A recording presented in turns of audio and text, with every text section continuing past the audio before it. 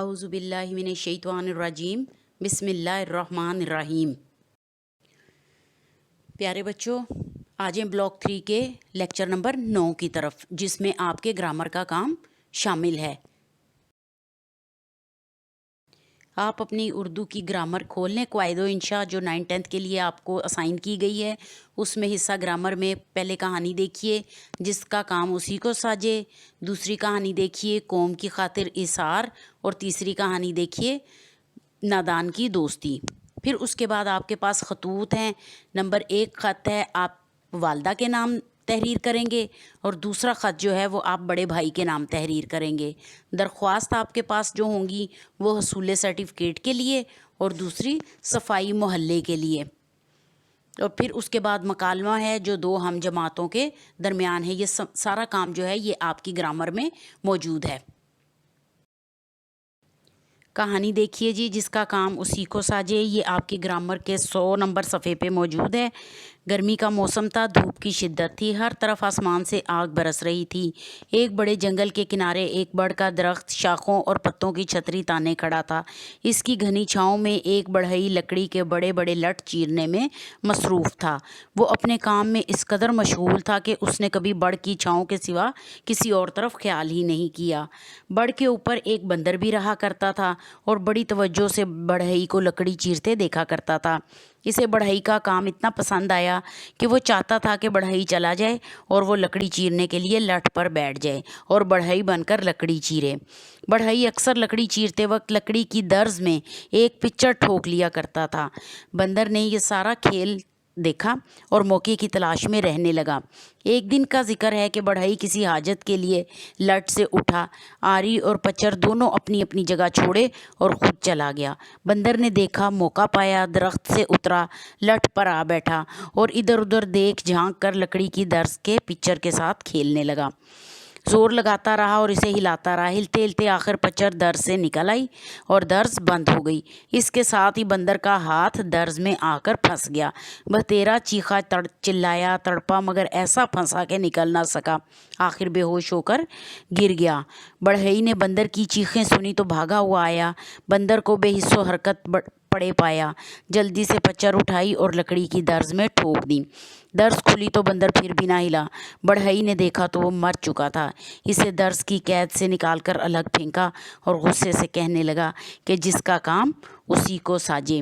بے وقوف تو بندر تھا، بڑھئی بننے کی آرزو میں جان سے ہاتھ دھو بیٹھا۔ کہانی نمبر 2 جو ہے وہ آپ کے پاس ہے، قوم کی خاطر ایثار۔ یہ 101 صفحے پہ ہے۔ ایک تھا جنگل جس کے ایک حصے میں ریچھ رہا کرتے تھے اور دوسرے حصے میں بندر۔ ایک دن ریچھوں کے جی میں آئی کہ کیوں نہ سارے جنگل پر قبضہ کر لیں۔ چنانچہ انہوں نے بندروں پر حملہ کیا، انہیں مار مار کر بھگا دیا اور سارے جنگل پر قبضہ کر لیا۔ بندروں سے ان کا وطن چھنا، جنگل کے پھل چھٹے اور حیران و پریشان آوارہ گردی کرنے لگے۔ یہ حال دیکھ کر ایک بندر کا دل بہت کڑھا۔ اس نے سب کو جمع کیا اور کہا، میری بات مانو، مجھے زخمی کر دو، جگہ جگہ سے کھال نوچ لو اور جہاں سے ہمیں نکالا گیا ہے وہیں پھینک دو۔ میں کچھ تدبیر کروں گا اور ریچھوں کی بلا سے نجات مل جائے گی اور تمہیں اپنا وطن واپس مل جائے گا۔ بندر ایسے غم گسار اور ایثار مند سے یہ سلوک کرنا تو نہ چاہتے تھے، مگر آخر مان گئے اور اس بندر کو ادموا کر کے ڈال دیا۔ ریچھوں نے ایک زخمی بندر کو دیکھا اور پوچھا، تم یہاں کیسے آئے؟ تمہیں معلوم نہ تھا کہ ہم اس جنگل کے واحد مالک ہیں؟ زخمی بندر نے آہیں بھرتے ہوئے جواب دیا، میں نے اپنے ساتھیوں کو تمہارا غلام بن کر رہنے کو کہا تو انہوں نے میرا یہ حال کر دیا۔ اب وہ ایک ایسے جنگل میں چلے گئے ہیں جہاں ہر طرف ہری بھری گھاس کا فرش بچھا ہوا ہے، چشمے ٹھنڈا پانی اگل رہے ہیں، پھلدار درختوں کے بے شمار جنگل ہیں۔ جنگل کیا ہے، بہشت کا قطعہ ہے۔ ریچھ حریص تو ہوتے ہی ہیں۔ انہوں نے کہا، تم ہمیں وہاں لے چلو، ہم تمہارا انتقام بھی لیں گے اور اس جنگل میں چین کی بنسری بجائیں گے، تمہارے زخموں کا علاج بھی کریں گے۔ بندر مان گیا۔ انہوں نے ایک ریچھ پر بندر کو لاد لیا اور سارے ریچھ بندر کی رہنمائی میں چل پڑے۔ رات بھر چلتے رہے۔ ایک جگہ معمولی کیچڑ تھا اور اس سے آگے گہری دلدل۔ بندر نے کہا، اس دلدل سے آگے وہ جنگل ہے جسے جنت نظیر کہا جاتا ہے، تم بے خطر آگے بڑھو اور میرے پیچھے چلے चले आओ। रीछ आगे बढ़ते गए और दलदल में धंसते गए, हत्ता कि आखिरी रीछ तक दलदल के पेट में उतर गया। अगली सुबह को सारा जंगल सुनसान था और किसी रीछ का पता न था। बंदर खुशी मनाते हुए वापस आए और सारे जंगल के मालिक बन गए। एक बंदर का इसार ये सारी कौम का इकबाल बन गया। नादान की दोस्ती।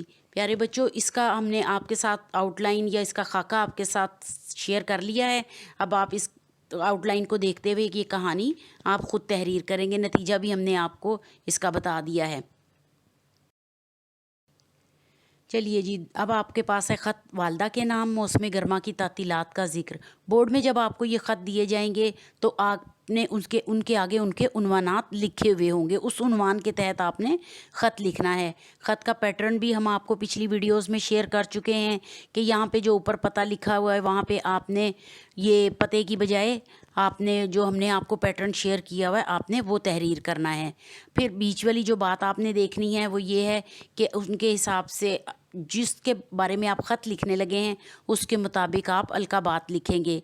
जैसे अब ये हमने ख़त वालदा के नाम लिखना है तो आप इसको लिखेंगे, मोहतरमा अम्मी जान अस्सलाम वालेकुम, मैंने 13 अप्रैल को आपकी खिदमत में ख़त लिखा। आज तक इंतज़ार कर रहा हूँ कि आपका ग्रामी नामा आए तो जवाबन कुछ अर्ज़ करूँ, मगर मुंतज़िर ही रहा। अब मई का महीना ख़त्म होने को है और जून की आमद है। ये महीना खुसूसी तौर पर गर्म होता है, इसलिए मौसम गर्मा की तातीलात इस महीने में हुआ करती हैं। उम्मीद है 10-12 तारीख तक तातीलात हो जाएंगी और मैं फ़ौरन आपकी खिदमत में पहुंचने की कोशिश करूंगा और घर आकर अब्बा जान का हाथ बटाऊंगा और काश्तकारी में उनकी मदद करूंगा। मुझे हर वक्त आपकी सेहत का ख्याल रहता है।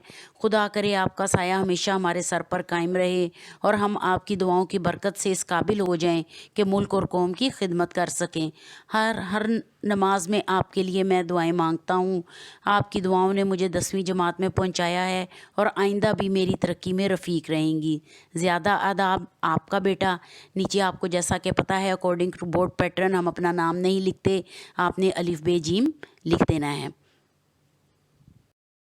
दूसरा ख़त देखिए, भाई के नाम। ख़त लिखने का तकाज़ा करना कि यानी कि आप अपने भाई को तकाज़ा कर रहे हैं कि वो आपके ख़त का जवाब तहरीर करें। पैटर्न आपने देख लेना ऊपर।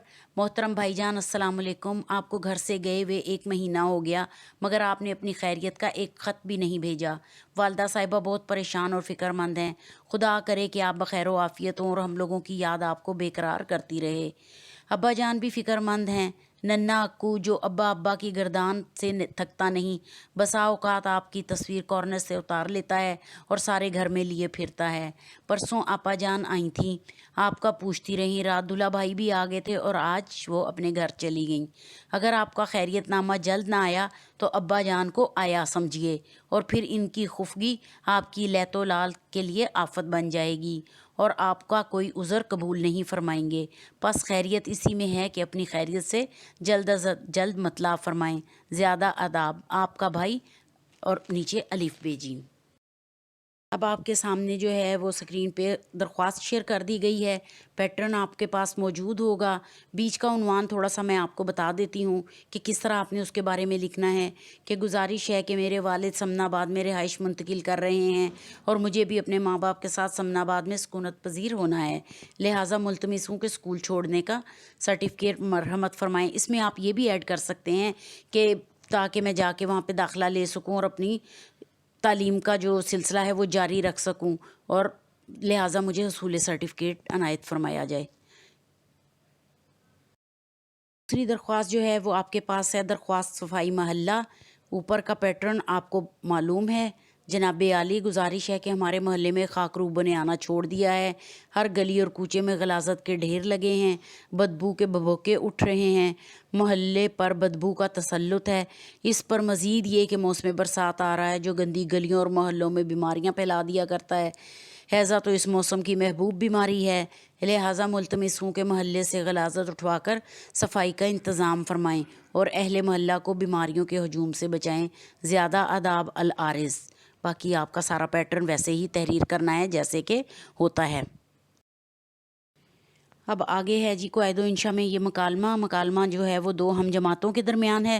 یہ کسی بھی عنوان کے تحت آپ لکھ سکتے ہیں. دو ہم جماعتوں کے درمیان پڑھائی کے لیے بھی ہو سکتا ہے, دو ہم جماعتوں کے درمیان کوئی امتحانات کے موضوع پر بھی ہو سکتا ہے, یا دو ہم جماعتوں کے درمیان آپس میں تفریحی مکالمہ بھی, یا تفریح کے معاملے میں بھی کوئی بات آپ ایک دوسرے کے ساتھ وہ کر سکتے ہیں مکالمے کی صورت میں. لہٰذا یہ جو اسکرین پہ آپ کے ساتھ شیئر کی گئی ہے چیز, اس کو آپ ایز اٹ از یاد کر لیں.